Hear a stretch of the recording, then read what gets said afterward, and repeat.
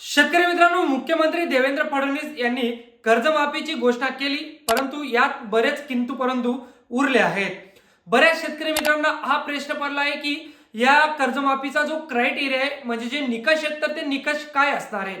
कारण बऱ्याच ठिकाणी किंवा सोशल मीडियाच्या माध्यमातून बऱ्याच अफवा पसरवल्या जात आहेत, जसे की बऱ्याच बँकांसाठी ही जी कर्जमाफी तर ती कर्जमाफी केली जाणार नाही। त्यामुळे कोणकोणत्या बँकांची कर्जमाफी होणार आहे, कर्जमाफीचा क्रायटेरिया काय असणार आहे, याची सविस्तर माहिती या व्हिडिओच्या माध्यमातून मी तुम्हाला सांगणार आहे। त्यासाठी व्हिडिओ न स्किप करता शेवटपर्यंत बघा शेतकरी मित्रांनो, आणि जरी चॅनलवर नवीन असाल तर आपला चॅनल देखील सबस्क्राइब करून घ्या।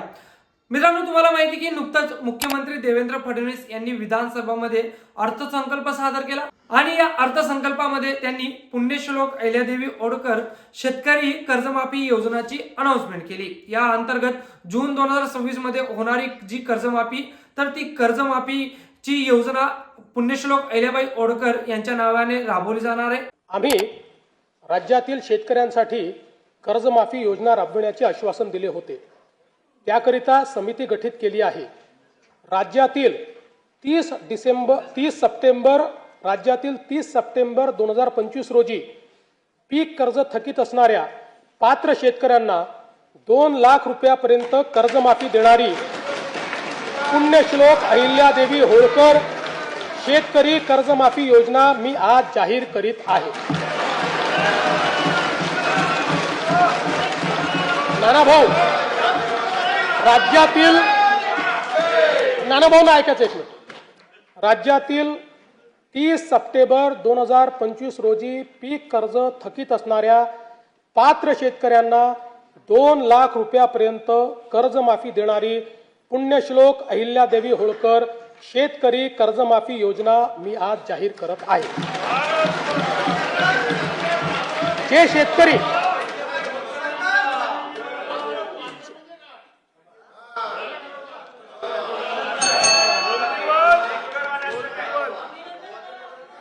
तुम्ही पण जाहीर केले तर पात्रच म्हटलं होतं, पात्रच म्हणावं लागतं, अपात्राला देता येत नाही।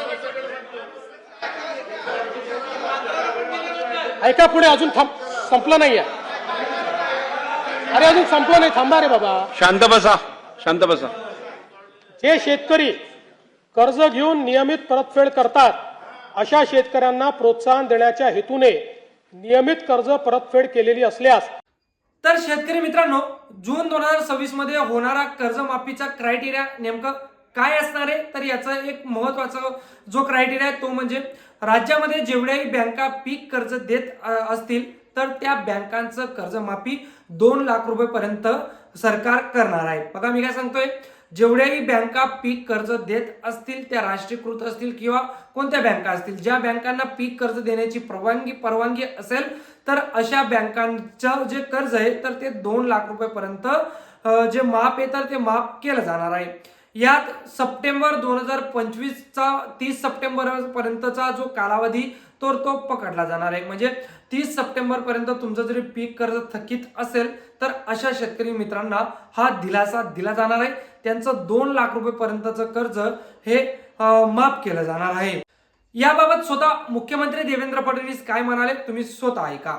असं आहे की आता मी घोषणा केलेली आहे, त्यामुळे त्याबद्दल कोणाचे मनात संभ्रम नाही। काही लोक वेगवेगळ्या गोष्टी पसरवण्याचा प्रयत्न करतात। कोणी म्हणतं राष्ट्रीयकृत बँकेची होणार नाही, कोणी म्हणतं जिल्हा बँकेची होणार नाही, कोणी म्हणतं या सोसायटीची होणार नाही, कोणी म्हणतं त्याची होणार नाही।